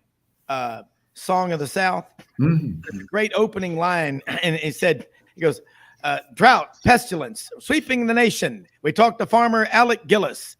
Well, we're Americans. We've been through hardship before, but we always come through. We'll figure it out. That is America. And I remember getting into it with some people, not physically, but verbally, just saying, I totally disagree with you because we're going to figure it out. The United States of America in World War II had a population of 137 million people. Today, we have a population of over 330 million that we know of. I haven't got the numbers from Texas in the last 5 minutes, but it's getting bigger by the minute. So I'll just say this. Or how many people from California have moved to Texas? Right. So 137 million people. We beat Germany, we beat Japan, we beat the axis of evil. Mussolini, he was beheaded. But I think about this. At the time the war ended, 16 million Americans, 11.6% were in the armed services. Okay. We talk about the greatest generation ever. I mean, our dads, okay. These are the badasses. I mean, these guys, I have never been around my dad's friends who fought in World War II or Korea who've ever once talked about what they did. They have never asked for a favor. They've never asked for anything. Only thing my dad does is ask me every day, boy, any games on TV worth watching? I don't see it in the paper. I'm like, Dad, go to what'sontvsportstonight.com. And he goes, oh, I didn't know there was a website called that. And my wife looked at me last night and goes, did you just make that up? I go, yeah, but I bet there is one. But I'm saying, these are the greatest people. We live in the greatest country in the history of the world. Why are sports so damn important? Because they play the stories of life. Kentucky Derby. I was talking to Dave. I could talk about horse racing and parallels between, the going the distance and overcoming the odds. I mean, how many great horse movies have we watched in our lifetimes? I mean, does it get any better than the great horse Secretariat? I mean, these noble steeds. If you live in a country like Vietnam, they didn't have horses. What kind of country is that? Dave? Private cowboy. Yeah, I mean, that's the famous line in Full Metal Jacket. But I think about that. But, golf, Amen Corner, the back nine at Augusta, the end of the season schedule. You're playing Florida and Georgia and Alabama. But I wish, Bo, if you were going to write a story, and by the way, Dave, he's about 100 and something pages into a story, stories of Mississippi State athletics. And I'm going to tell you what, it's a combination. Your writing style is yours, but it's got some Lewis Grizzard in there. Stories about Jack Crystal. There's movement of the aisles here in Scott Field in Starkville, Mississippi. Well, the Bulldogs lost this one 49-0. Not much to say. I'll say the sonic drive of the game will be my drive home from Starkville to Tupelo. Good night, everyone. Or there was Joe Dean, John Ferguson and Joe Dean in basketball. String music in Starkville, Mississippi. String music from downtown Lexington, KY. Jeff Areno. I love it. But Bo, give Dave and me and our listeners a lead. We got about 45 seconds before the break. Quickly, we're going to come back about the football season of 2020. How important it was that we held our ground. Hold the line, boys. Don't let up. I love it. To quote the inimitable Grantland Rice, outlined against the gray blue sky came the four horsemen. Death, pestilence, famine, and Dave Tompkins out there. No, and that was an Army Notre Dame game, by the way, too, Dave. So that was absolutely, yep. No, sorry to bother you to repeat the great bard, but no, Dave. How did they do it? Who knows? But it happened. Yeah, and we come back after the break. We got lots to talk about, but I think that was so cool, and the SEC to pull that off. Birmingham, Greg Sankey, Herb Vincent, and the crew down there. Unbelievable. We're going to be right back after this quick commercial message.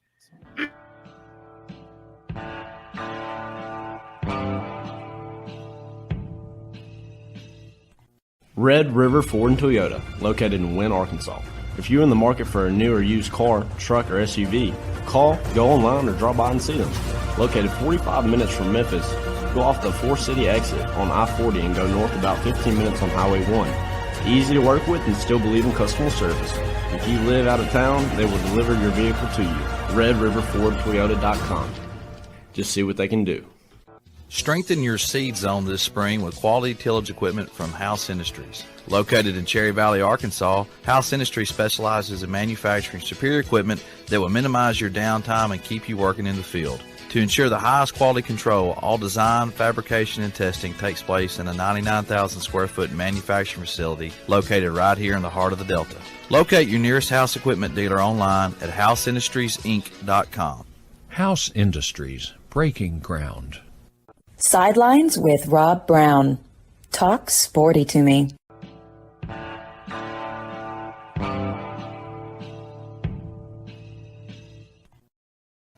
Bo and Dave, again, that football season that was in 2020 in March and April, you couldn't visit, you couldn't have recruits. I mean, everybody was scared. I think that led to the release of a lot of cortisol and a lot of potbellies in America. And people, were sleeping in and trying to work in their boxers and a T-shirt. And you know what people learned how to do? They learned how to get up just like they were going to the office and go back to what works. That's what we did in the fall of 2020. And it was weird, but you still got to love old Dan Mullen going off about when Florida played at Texas A&M. There were 70,000 people there.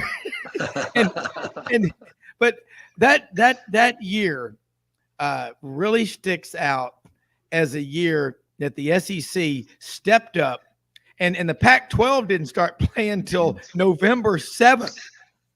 I mean, that's what blows my mind. But I think that is why bringing in Texas and Oklahoma.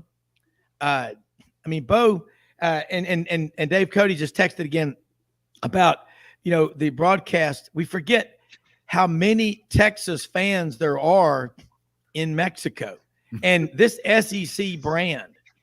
You've got 30 million people that we know of in Texas, and you got A&M in Texas. I don't think people. I mean, there are going to be people listening at Big Bend National Park to SEC. I mean, this is now SEC country is now. Let's be honest, it's into Mexico. I don't think they're jamming the signal. No, it goes nationwide, and the great thing you just pointed out too, Dave, Texas and Texas A&M are going to have to play each other again after a 12-year absence. That's great. That's people fantastic. are really excited. And they, Dave, too, Nebraska and Oklahoma have played intermittently, since Nebraska left the Big 12 or whatever. So they just some internal politics and good old egos there. But now it's going to be part of the deal, and I can't wait to see the rest of the SEC schedule. They're once they come in 2024, it's going to be a really barn burner to see who gets to play one another. Yeah, and Dave, this is William Halliday, the intern. Like I said, I've known his dad Bubba since kindergarten. Billy Ray Valentine. Billy Ray Valentine. That's right, Capricorn. But freshman writer for the Auburn Plainsman, and William, I like your writing style, and we've been talking about. And you remember, you were in high school, of course, at MUS in 2020, the importance, the significance historically, from a morale standpoint, that we played football in 2020. You were in high school at the time. Did you think we'd pull it off? I bet you didn't have any doubt, did you? No, I didn't have any doubt at all, honestly. I like that. I like that. And Dave, you think about a military background. I remember as a reporter, Fort Benning was my beat for a couple of years. And I spent a lot of time with the 197th covering them, 3rd Ranger Battalion, 75th Ranger Regiment, 4th Ranger Training Battalion out there at Sand Hill, and 188,000 beautiful acres down there. I've never seen in my life a flashlight battery go out at 3:00 in the morning on a training exercise, and one of those ranger instructors took the flashlight, did something to it, and made it work. And I said, "How did you do that?" And he goes, "Well, let me tell you something. When you're deployed in combat and your life depends upon it, you can make anything happen, long enough to get you out." But it lasted the rest of the day. I said, he did something with the wires or whatever. Engineering, figuring it out. That's what sports teaches us, isn't it? You take your military background with sports, the Kentucky Derby. I guarantee you didn't start prepping for the Derby a week or two before the deal. It was a year-round deal. And what is it? I got a good idea for a story. The 11th race. Isn't that what the Derby is? It is race 11. You're exactly correct. And kudos to the leadership at Churchill Downs. Then Kevin Flannery was president. They had a Derby that year, and I believe it was in September. But that was another situation where, look, we're not going to let an entire year of horse breeding, an entire class of 3-year-olds go by the wayside and not be able to compete in the Kentucky Derby. And so there was no Preakness that year, there was no Belmont that year, but there was a Derby, and just as there was the Masters, and what you saw were all the real institutions, including the SEC, led by the SEC. I think they set the example, step up that year. And it's a wonderful, I mean, so many awful memories of the pandemic, but that was a wonderful memory from it that we'll treasure forever. Yeah. And I don't know where all the people disappeared to. We still, between 1 and 4, Monday through Friday, you can't swim at the Y because I can't find any lifeguards. I don't know where these people went. I don't know who's paying them. But I guess it's a pretty good gig to sit on your butt and not do anything. And you're probably getting a check from somebody. But William, let's throw it at you real quick. We're talking about college football. We got 8 spring games coming up tomorrow. Florida played theirs last night because they got a big recruiting weekend. You were at A-Day last week. And remember what I asked you? I said, can you go find in the Plainsman archives April 1980 when then Auburn coach Doug Barfield said famously, why can't we play Kentucky or LSU or Ole Miss? You know, instead of just playing each other, there'd be interest in there. Did you ever find that article? And if not, have you set up breakfast, lunch, or dinner meeting with Coach Barfield? I have not done either. I had a pretty busy week this week, and I'll try and see if my editor can help me find that article. If you think they would have that, Bo, in the archives? I would think, and I like I said, when Coach Barfield came over to work at Mississippi State in '81, I remember we talked a little bit about it, and he was very, it makes sense. It's another revenue for the heck. These days, you'd have 104,000 at Alabama, 106,000 at Tennessee. So that's a money, and play Presbyterian or. Guaranteed win day is the Kentucky Wesleyan, somebody like that, whoever they want to play. In my opinion, 2 of the more vexing questions, unanswered questions in the history of SEC sports. The football question, it goes to Coach Barfield. And how can a backfield with William Andrews, James Brooks, and Joe Cribbs not win the national championship? Basketball. Cue over to Whip Sanderson, and how can a starting 5 with Latrell Sprewell, Robert Horry, and James Hollywood Robinson not get past the Sweet 16? Robert Horry out of Andalusia, Alabama. And I tell you one thing, man, another one of those guys out of Aberdeen, Mississippi. Yeah. Joe Cribbs out of Sulligent, Alabama. James Brooks out of Warner Robins, Georgia. You talk about a hell of a high school football team. Closest anybody came to beating them in the fall of 1976 was 34-0 in the playoffs. You had James Brooks, Stump Mitchell, who went to the Citadel and played in the NFL for a long time. Ron Simmons, the nose guard, played at Florida State and became one hell of a professional wrestler. Now, I wouldn't say he's up there with Plowboy Frazier and Tojo Yamamoto and Jackie Fargo. Bearcat Brown. Bearcat Brown, Coco Beware. And then the other one, William Andrews out of Thomasville, Georgia. All right, William, we're going to throw it at you. You went to A-Day the other day. The excitement, it was so much fun to be out there. It was cold. It was rainy. They kind of limited what they did. But of the quarterbacks that you saw play, who do you think looks to you like he's made the most improvement, can give Auburn a chance to win every time they hit the field? Mr. Brown, I'm going to be honest with you. I did not go to A-Day, and I went to my grandparents for Easter instead, just with my other friends. Not many people went to A-Day that I know of. Yeah. That's why we need to make these games more interesting. I remember 5 years ago. I did watch the end on SEC Network where they tied it with a field goal, and they both all got a steak dinner according to Hugh News. So I'm in for that. So well, I like the fact. See, I remember. I think if you won, you got steak. If you lost, you got beans. Beans. Right. A hot dog. Oh, hey, you know what, Dave, Bo. When we grew up, it was you either got steak or you got beans.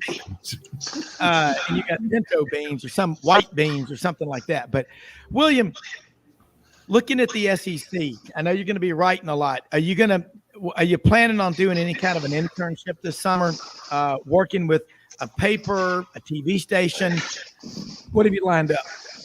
I have not gotten an internship this summer, but I am working at a camp all for boys this summer. That's what I'm doing all of this summer in Mentone, Alabama. Good for you. Alpine Camp for boys. I plan on doing an internship next camp up in Chattanooga, up there in Northeast Alabama? Yes, it is. But I do plan on doing an internship next summer. That's the plan. Oh, what would you recommend he do as an internship? Where's he going to get the most experience? You or Dave, you may know some people at Churchill Downs. I know one thing about William. He will work. Well, I was going to say, hey, William, you get ski Alabama up there in Mentone, but not during the summer when they bring in the artificial snow or whatever. Yeah. Maybe they can have a little ski party there. No, but Dave, that's a good point. Or Rob, that's a good point too. I know a couple of summers over for the Nashville, Tennessee, and just because I had some friends when I was in college or whatever too. And even if even if it's a volunteer internship for like 8 hours a week, it's worth it just to have that on your resume or whatever too. And I did and did I hear correctly that William, you went to MUS, the school in Memphis? Yeah. Well, there's a very in the sports world, there's a pretty famous alumni from MUS, a guy by the name of Mike McCarley. Mike was at NBC for a long time and then became the president of the Golf Channel. Ooh. And now he is running that venture with Tiger Woods and Rory McIlroy, the golf gaming venture. Mike's a real good guy. I got to know him when I was at Churchill Downs. Yeah, and Sellers Shy, also CBS College Football. That's another one. And then I'll tell you another MUS alumnus, and I'm saying this as a Christian Brothers High School alumnus, but I have so many of my friends I grew up with went to MUS. Paul Tudor Jones. He knows a thing or two about investing. Hedge fund manager, lives up in Connecticut. He went to PDS and MUS and is a big duck hunter. Very, very smart man. They have John Paul Jones Arena in Charlottesville, Virginia, named that after his dad. And his dad, I'm not sure if he's still living, if he'd be in his mid-90s, but I know forever at every Grizzlies game, courtside. I mean, hardcore. I want to ask both, Bo and Dave, when you look ahead at where we are, we're going to lose that CBS game. We're going to be going to Disney. We got Disney coming in and ESPN to the SEC. We've always had SEC football on ESPN. But the CBS game, the fact that it was their one game of the week, the marquee game, we all remember, Dave, you and Bo and I do, going to the movies on Saturday, to the Paramount or to the Beaumont or to the Orpheum Theater. It was an experience. Do y'all, and I love having all these games on TV, but then again, is too much of a good thing not necessarily a good thing, Bo? Yeah, I did, and I love, I can watch football. In fact, if you've got cable or Roku or whatever, you can watch 16 hours of football every Saturday, college football. Yeah. But Dave probably remembers this or has heard of it before. Pro boxing really took a major hit. They were overexposed in like the late 50s on television. They were having like 2 and 3 matches, and the fans stopped coming to it. There was rumors of some fixes or whatever too, and it almost killed boxing for about until Muhammad Ali came along. Really, fixing in boxing? Are you? Come on, never. No, that's horse racing's problem. That is horse racing's principal problem is oversupply. Mm-hmm. I mean, it's a simple law of economics, and if there's oversupply, it essentially the economic model collapses under its own weight. And so I think we need to be careful about that in the SEC. And they're not back in the day it was Keith Jackson and Frank Broyles, and then move ahead to Vern and Gary, and now Brad and Gary. And I hope we don't lose that. It's 2:30 Central. That was so special for so many years. It is. William, I got to ask you, you've grown up, all you've ever seen is the wall-to-wall coverage from, early in the morning till 1 or 2, in the morning, 17 hours a day. Do you watch games from start to finish, the same game, or are you watching multiple games? Because you've got the multi-view thing on TV that I've got can show me 4 games at one time. Well, I don't have something like a multi-view TV. I wish I did, honestly. I don't think I to pay something like that, but because we got a few TVs around the house we can go to. But if the Tennessee game's on, it's usually we watch the whole game of that, unless they're killing them or we're getting killed. So Tennessee's getting killed, like that. But normally, if I'm just watching some football games on TV, I'll switch around a bit. I won't probably watch a game from start to finish. But normally, it's either Auburn or Tennessee that I'm watching the games. Yeah. Now, are you going to watch games on the West Coast? Well, let me just preface this question with this. Honestly. Well, what about Now that we're going to be going from a 4 to a 12 team playoff, though, now you're going to be paying attention maybe to the Apple Cup, Washington State and Washington, whereas in the past you wouldn't because they're not going to the playoffs. But now in November, everybody in that top 25, in theory, might be, thinking, hey, we got a chance to make the playoff, don't they? Yeah. I mean, it really just depends on the talent that's put out there, honestly. I think just if people want to watch it, I think it's up to them, really. I can't really give you a reason to that I'd necessarily want to watch Washington State, other than if, I don't know, it's at some time earlier in the day, I guess, that might call to other people to watch it, just turn it on. But for me, it's really about just like the players that are in it. So, yeah. Well, I mean, you can't force people to watch things. And I know, Dave, you've got to check out here in a second, but we're about to go to a break. But I love this discussion because we better be thinking about when we lose that CBS game, what's going to be our marquee. That's the one that got more people to watch than anything, wasn't it? Yeah, I mean, it just, I mean, and we got to not only we got to know the personalities, the coaches, the players, the on, we talk about, we talk about Vern and Gary, but there was also Tracy Wilson and Jill Arrington before her, and that was an important part of it. Allie, and I mean, the whole production, I thought was just, without peer, and I hope ESPN doesn't try to copy it, but I hope they come up with something equally good. Well, what I'm hearing is, before we go to the break, ESPN is in negotiations for the new sideline reporter, Mildred. It's going to be the sideline. Dave, thank you so much for being with us. Great to be on the show. And William, nice to see the next generation. Be right back. Awesome as always.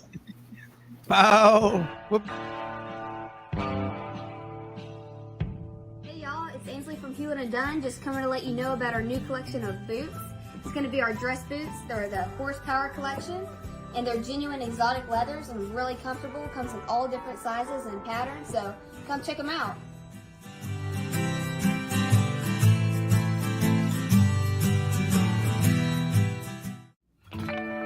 Hi, I'm Eleanor Maynard, a fourth-generation residential broker with Hobbs & Realtors. Inventory is still a record low in Memphis, and the demand for more supply is continuing to spread across the Mid-South. Rates are starting to stabilize, which means the number of buyers is picking up daily. If you are interested in taking advantage of today's market, please give me, Eleanor Maynard, your Sidelines Live residential specialist, a call today, and let's discuss your needs. 901-761-1622 or directly on my mobile, 901-219-1905. That's 219-1905. Red River Ford and Toyota, located in Wynne, Arkansas. If you're in the market for a new or used car, truck, or SUV, call, go online, or drop by and see them.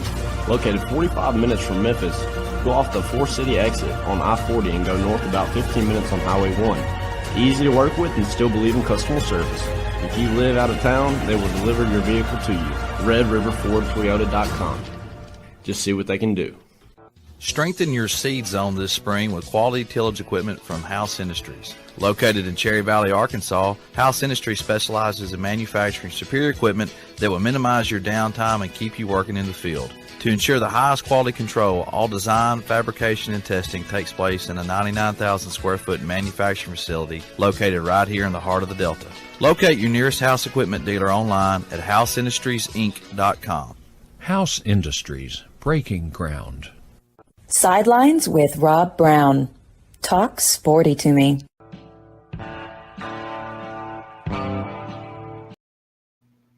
Okay, Rob Browne back with Bo Carter and William Halliday. William, are you there with us? I hope we are.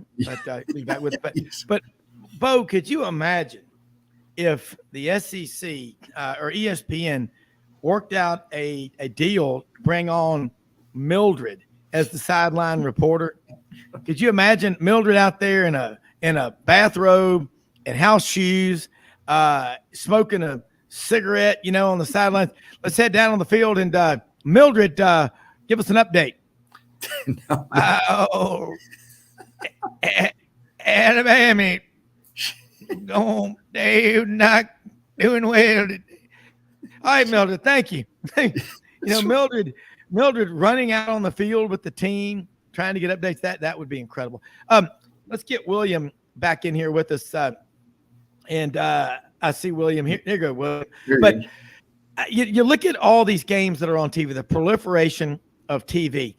It goes back to that 1984 deal. Chuck Ninus, the College Football Association, Oklahoma and Georgia sued for the right to have more games on TV for college football. William, you mentioned that you're not likely to watch those games out west. Bo, what about you? Do you watch every game? Are you one of those people that stays up late at night so they can see Bill Walton talk about the Conference of Champions and talk about everything but the game being played? It depends on what time our choir is meeting the next morning. So if we have the late service, Dave, I'll stay up once. We did stay up once. My wife, Mississippi State alumna, and I worked there. Stayed up till 1:45 a.m. to watch the Mississippi State Arizona game. Which yes, I know. I think Mississippi State's team plane got back at 8 a.m. or whatever. Too. Yeah, I bet they felt great. Yeah, my wife Audrey's running around the house trying to. She said, I'm going to go eat the rest of that Chinese food we got from our favorite Panda Garden over on Summer Avenue. William, you've probably been there. Panda Garden at the chicken fried rice, the side order of sesame chicken with the sauce on the side and some spring rolls, which we ate last night. You can't get any better. It's even better, though, the next morning, and I've hidden it from her so she will not find it. But William and Bo, I'm going to throw this to you, William. I want to see college football all over the country. And the Pac-12 is taking a hit. They're losing two of their marquee brands. Their marquee brand is Southern Cal and UCLA. You talk about that TV market and whatever like that. Bo or William, when you look at the SEC and you compare it to other leagues around the country, do you think it's important that we start playing more regular season, inter-conference games, SEC, Big Ten, Pac-12, SEC, versus wait until the bowl games when, honestly, a lot of the teams in the SEC, if they're not playing in a big game, they seem to be very tuned out and apathetic. Yeah, you can see that, especially when like last season when Georgia played Missouri, they almost choked up one and cost them a perfect record. So I think that we should have a bit more bigger games out of between conferences. I think that would really drum up viewership and stuff like that and get the teams ready to play. Maybe one game, because you've got enough. Yeah, right. Are you in favor of a 9-game conference schedule? I'd be in favor of that. I would probably say, so I guess you would take one of the 3 games. So Tennessee, they have 3 games that are supposed to be winnable. They're lower conference teams. Would you just take out one of those teams and just replace it with an interconference team? Is that what you're saying? Or? Well, let's say you play 9 conference games and then you play maybe one game. You're supposed to play one Power 5 opponent every year outside of your own league. Yes. So let's say Georgia played Oregon last year. Yeah. This year it would be Alabama's supposed to play Texas. They played them last year and almost lost that game. But I just think that it creates a lot of really the reason I say this is I think it's a better barometer of league strength. I don't think you can tell a whole lot from playing these games in January. I think when you play these games in January, you really are not able to tell a whole lot. But I think a regular season last year when Georgia beat Oregon in game 1 at Mercedes-Benz Stadium, 49-3, that set the tone for them for the whole year because Oregon ended up winning 9 or 10 games. The Pac-12 last year had 5 teams win 10 or more games. Pretty good league, isn't it? Yeah, it's really it tells a lot right there. And they've been down a little bit, Dave. Southern Cal had kind of had some yo-yo seasons there. Whatever, they got rid of Coach Helton, who's now Georgia Southern of all things. But no, I mean, in Texas is going to play Alabama again. I thought they might. I'm like you. I thought they might cancel that, but they're segueing right into the. And out to Texas and Oklahoma's credit, Texas played Ohio State, Penn State. They always seem to have one big game in there, along with UTEPs and Middle Tennessee or whoever. But I think it prepares you for the conference race. Really, they're smart to go ahead. I mean, even with a close loss or whatever, you're getting your team ready rather than playing just a also ran. Well, I think that when you are the interest in, and also I think it's more accurate. Alabama goes to Michigan in mid-November. Penn State goes to the Swamp in September for an 11 a.m. kickoff. Those kind of games are a better indicator, All right, William, I'm going to throw this one at you. Conferences that we got the Power Five, and then we got the Group of Five. In football, there's 131 schools eligible to make the CFP. College basketball, 363 teams are eligible. Do you think that there even should be mentioned a Power Five in basketball? Because where did the Big East rank this year? And be honest with yourself, William, with Marquette and UConn and Xavier and Creighton, just those four right there, who was a better league? She found the Chinese food. Boo, hiss, boo. She got it. Dang, I tried to hide it from her. But what was a better basketball league, William, in America than the Big East? I'd say Big 12. Like they had a really good conference. Yes, I believe so. They had Kansas, you had Texas. Literally two teams from the Big 12 should have made the Final Four, to be honest. I thought Kansas State should have beaten FAU, but they didn't.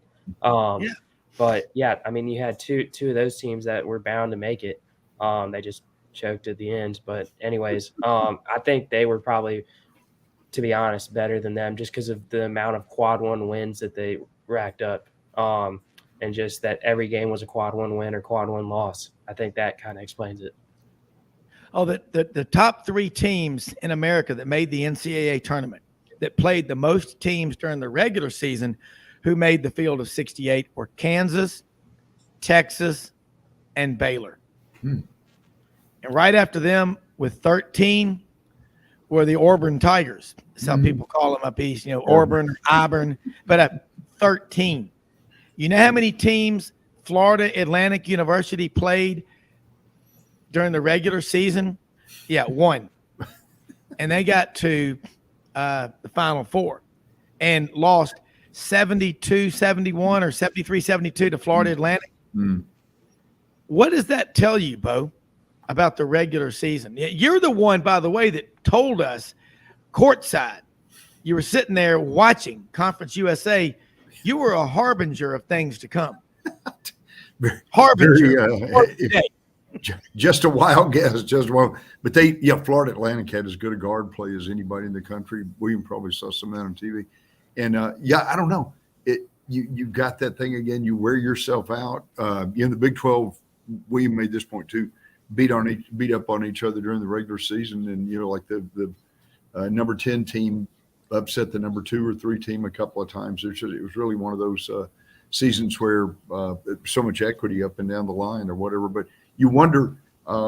Florida Atlantic came to the Conference USA tournament with very fresh legs and beat the stew out of a good UAB team by 24 points in the finals. So they were, and again, and William knows this too. Sometimes it's not the best team in the country; it's the team that's hottest at that time. Over the last 4 to 6 games, so Connecticut wore that mantle this year. Well, we saw that with Duke, and they lost in the second round to Tennessee. It really just depends on if you have everybody healthy. I think it just depends on that. That's exactly. Yeah, Miami beat Houston 89-75 in the third round. Yeah. And you look at Auburn was up 51-41 at Legacy Arena in Birmingham, and in the second half couldn't hit the broad side of the barn. They were standing next to the barn. But great defense by Houston. Got to give them credit, But guys, unfortunately, we're about out of time. Again, the old Carol Burnett show. I'm so glad we've had this time together. Seems like we but it just goes by so fast. But we'll be back on tomorrow for the round table. William, get that internship. I've got you linked in with Bo. Reach out to Bo. Bo, if you could help, that would be sure. I cannot tell you how much we appreciate what this means to have people like y'all on here with us. Take time out of your day. We do it 6 days a week, folks. At least 25 times a month. 50. Boy, that looks good. Panda Garden on Summer Avenue, folks. That looks really good. That looks really good. Their homemade mustard is so hot, you don't need a sinus medicine. That'll clear your nose. It is so hot. It's hot. But anyway, we do it 6 days a week. We'll be back on tomorrow. Sidelines, folks, we live in the greatest country in the history of the world because you know what? We're Americans. We'll figure out whatever hardships we have. But the reason why we love sports is we see life played out on football fields, basketball courts, the Kentucky Derby, horses, horse racing. I'm going to tell you something. If you don't like dogs, horses, and if you didn't cry when you watched that movie Old Yeller, or if you hadn't watched Old Yeller yet, you need to watch it, or Where the Red Fern Grows. I mean, some of the great movies, but sports, as Eddie Robinson, legendary Grambling football coach, famously said one time, football teaches the lessons of life. You get knocked on your butt, you get back up. You keep fighting. But when you don't get up anymore, you're done. So the message of football is keep fighting, keep getting up. But anyway, most often we see the face of Christ in the least among us. Sidelines.live. Back tomorrow morning. Until then, go out there and help people with the expectation of getting nothing in return. Just give to give and make a positive difference in everything you do. Until then, have a great one. We are out of here.